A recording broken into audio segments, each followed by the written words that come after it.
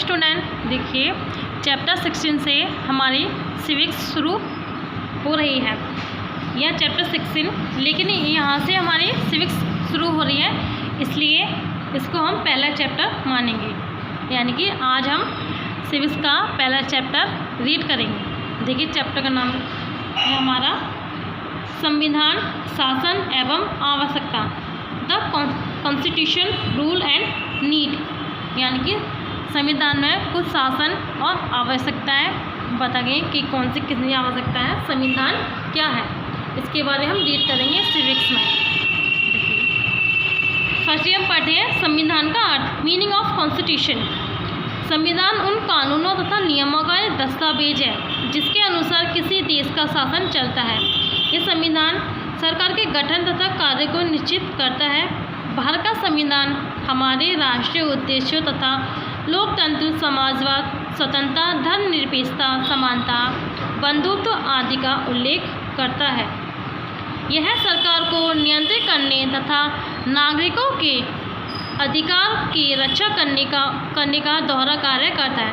संविधान का सम्मान करना हमारा परम कर्तव्य है। यानी कि संविधान का सम्मान करना हमारा पहला कर्तव्य है। नेक्स्ट देखिए संविधान की लोकतंत्र में भूमिका।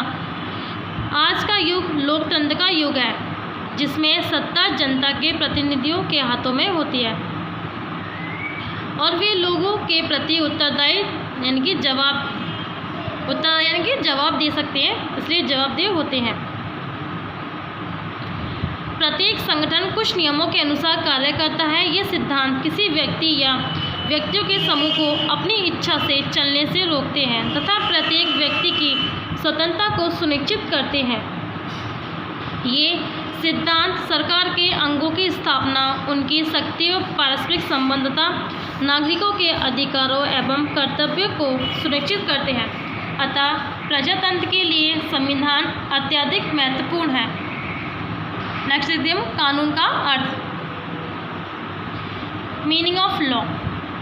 वे संकल्पनाएं या नियम जो अपरिवर्तनीय, सुनिश्चित तथा स्थायी रहते हैं, कानून कहलाते हैं। यानी कि कुछ नियम जिनमें परिवर्तन नहीं हो सकता, जो स्थायी रहते हैं, वो क्या कहलाते हैं, हमारे कानून। सामान्यतः लोग दिव्य शक्तियों में आस्था प्रकट करने के लिए दिव्य कानून की चर्चा करते हैं। एक अन्य प्रकार का कानून प्राकृतिक कानून होता है, जो कारण तथा प्रभाव के संबंध पर आधारित होता है। देखिए हॉलैंड के अनुसार कानून मानव के ब्रह्म आचरण के लिए सामान्य नियम है, जो एक प्रभुसत्तावान राजनीतिक सत्ता द्वारा लागू किए जाते हैं। सीजी के अनुसार कानून वह सामान्य निर्देश है जो समुदाय के आचरण हेतु बनाए जाते हैं तथा जिनका पालन न करना सरकार या अन्य किसी सत्ता के द्वारा दंडनीय होता है। यानी कानून का पालन नहीं करेंगे तो हम इसके लिए हमें दंड भी भुगतना पड़ेगा। कानून की निम्नलिखित विशेषताएं। देखिए पहली, कानून किसी कार्य को व्यवस्थित ढंग से करने का एक उपकरण है। सेकंड, कानून व्यक्ति के भ्रमित जीवन को नियमित करता है। यानी बाहरी कानून एक निश्चित मानवीय सत्ता द्वारा लागू किया जाता है। ऐसी मानवीय सत्ता प्रभुसत्तावान होती है। जो राज्य एक प्रभुसत्तावान राजनीतिक संगठन है। कोई भी नियम तब तक कानून नहीं बनता जब तक उसे राज्य का अनुमोदन प्राप्त न हो। यानी कि कोई भी नियम जब तक कानून नहीं बन सकता है जब तक उसे राज्य का अनुमोदन प्राप्त न हो। हम नेक्स्ट पढ़ते हैं कानून की आवश्यकता। यानी कि हमें नीड ऑफ लॉ, कानून की आवश्यकता क्यों है, क्यों कानून बना। कोई भी सभ्य समाज तब तक शांतिपूर्ण जीवन व्यतीत नहीं कर सकता जब तक कि समाज के लोग इसके नियमों तथा कानून का प्राकृतिक रूप से पालन नहीं करते हों। यानी कि कोई भी सामाजिक शांतिपूर्ण नहीं बन सकता तब तक समाज के लोग उसके बने कानून और नियमों का प्रयोग नहीं करें। जिस प्रकार से स्कूल में कुछ रूल्स होते हैं, उसी प्रकार सरकार के भी कुछ रूल्स होते हैं जिनको प्रत्येक व्यक्ति को मानना पड़ता है। अगर वे रूल्स नहीं मानेंगे तो हमारी सरकार कुछ लोगों को संभाल नहीं बनेगी, आपस में लोगों की लड़ाई झगड़े होंगे, कुछ व्यक्ति कुछ अपनी मर्जी से कार्य करेंगे। इसलिए ये कानून बनाया गया है। कानून समाज के सहज रूप से चलने तथा राज्य में शांति एवं व्यवस्था कायम करने के लिए आवश्यक होते हैं। समाज द्वारा अपनाई जाने वाली प्रथाएं यानी कि परंपराएं जब नियमित रूप से अपनाई जाती हैं तब वे स्थायी होकर कानून का रूप धारण कर लेती हैं। अतीत काल में कुछ सिद्धांत उपयोगी होने के कारण नियमित रूप से अपनाए जाते थे। देखिए, ये प्रथाएं अथवा परंपराएं सरकार द्वारा उपेक्षित नहीं की जा सकती, किंतु शिशुवध, बाल विवाह, सती प्रथा और दहेज प्रथा जैसी सामाजिक एवं धार्मिक प्रथाएं जो समाज तथा देश की प्रगति के लिए हानिकारक है, उन्हें अतिशीघ्र समाप्त कर देना चाहिए। यानी कि जो प्रथाएं समाज और देश की प्रगति के लिए हानिकारक है, उन्हें हमें जल्दी से जल्दी बंद कर देना चाहिए। नेक्स्ट देखिए, भारत में दहेज प्रथा निश्चित तथा दंडनीय है। दहेज निषेध अधिनियम 1962 दहेज का संबंध करने वालों तथा इस प्रथा को अपनाने वाले लोगों के प्रतिबंध का कार्य करता है। यानी कि 1962 में जो शादी में दहेज जो प्रथा थी उसको बंद कर देगा, लेकिन कुछ लोगों ने भी इसे माना नहीं। नेक्स्ट हमारे संविधान की प्रस्तावना, इंट्रोडक्शन कॉन्स्टिट्यूशन। भारत का संविधान एक कानूनी दस्तावेज है। किसी भी पुस्तक की भांति इसका भी प्रारंभ एक परिचय या भूमिका से होता है, जिसे प्रस्तावना कहा जाता है। प्रस्तावना का शाब्दिक अर्थ है कानूनी दस्तावेज का परिचय। यानी कि जिस प्रकार आपकी पुस्तक में एक परिचय वो होती है, इंडेक्स होती है, उसमें बताया गया इस बुक में कौन से चैप्टर और कौन से बुक में क्या गया है, उसी प्रकार से संविधान में प्रस्तावना है जिसमें बताया गया कौन सा नियम, कौन से अनुच्छेद हैं। इस प्रकार से संविधान के 42वें संशोधन 1976 ईस्वी द्वारा संविधान की प्रस्तावना में कुछ परिवर्तन किए गए हैं। संशोधित प्ररूप से प्रस्तावना निम्नलिखित है। यानी कि 42वें संशोधन में 1976 में प्रस्तावना में कुछ परिवर्तन किए गए हैं।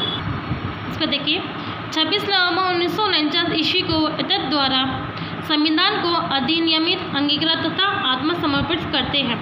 प्रस्तावना संविधान की आत्मा को परिलक्षित करती है तथा यह प्रदर्शित करती है कि भारत के लोग ही उसकी वास्तविक सत्ता है। देश का सर्वोच्च दस्तावेज देश की जनता के प्रतिनिधियों द्वारा ही बनाया गया है। नेक्स्ट देखिए, राज्य के विधानमंडलों तथा स्थानीय निकायों के लिए अपने प्रतिनिधि चुनने का अधिकार प्रदान किया गया है। देश के सभी वरिष्ठ लोग प्रत्येक 5 वर्ष में होने वाले चुनावों में भाग ले सकते हैं। यदि लोग सरकार से संतुष्ट नहीं हैं तो वे इसे बदल भी सकते हैं। नेक्स्ट हमारा गणराज्य, राज्य के समुच्च उद्देश्य न्याय, बंधुत्व, समान न्याय, ये आप स्वयं रीड करेंगे। नेक्स्ट देखिए, बंधुत्व। भारत भूमि सांस्कृतिक विविधता से पूर्ण है। विभिन्न प्रदेशों के विभिन्न लोगों के समूहों की अपनी परंपराएं, भाषाएं, धर्म तथा संस्कृतियाँ हैं। यानी कि भारत एक विविधतापूर्ण देश है। यानी कि भारत में भिन्न प्रकार की बोली, संस्कृतियाँ, भाषाएं हैं। नेक्स्ट देखिए, समानता, इक्वलिटी। कानून की दृष्टि में सभी नागरिक समान हैं। धर्म, जाति, लिंग या संपत्ति के आधार पर किसी से कोई भेदभाव नहीं किया जा सकता। सभी लोगों को समान स्तर, समान अधिकार तथा समान अवसर प्राप्त होते हैं। नेक्स्ट हमारा स्वतंत्रता। स्वतंत्रता का सिद्धांत लोकतंत्र का अभिन्न अंग है। भारत के सभी नागरिकों को अपनी इच्छानुसार जीवन शैली अपनाने की स्वतंत्रता उपलब्ध है। वे निर्भीक होकर अपने विचारों को व्यक्त करते हैं तथा अपने धर्म विश्वासों का पालन कर सकते हैं। नेक्स्ट देखिए, संविधान एवं कानूनों के मध्य संबंध। कानूनों के बिना ना तो कोई समाज शांतिपूर्ण चल सकता है और न ही किसी भी राज्य का शासन कार्य सरलतापूर्वक चलाया जा सकता है। देखिए, कानून एवं विरोध, लॉ एंड डिसेंट। अधिकांश कानून अच्छे होते हैं क्योंकि वे लोगों के कल्याण के लिए होते हैं, किंतु अच्छे कानूनों के साथ साथ कुछ बुरे कानून भी होते हैं। लोग ऐसे सभी बुरे कानूनों का विरोध करते हैं। इस प्रकार एक अच्छे कानून की स्वीकृति के साथ साथ एक बुरे कानून का विरोध भी पाया जाता है। यानी कुछ ऐसे कानून थे जो लोगों को पसंद नहीं होते हैं, उनका विरोध किया जाता है। 1930 ईस्वी में अन्यायपूर्ण नमक कानून पारित किया गया है। यानी कि ये 1930 में एक कानून पारित किया गया था, उसका नाम था नमक कानून। गांधी जी ने इसके विरोध में सत्याग्रह किया। नमक का कानून तोड़ने के लिए इन्होंने साबरमती आश्रम से गुजरात के तट पर स्थित दांडी नामक स्थान के लिए यात्रा प्रारंभ की। इसे ही दांडी मार्च के नाम से जाना जाता है। Chapter is finished. I hope you all are understand this chapter and thank you.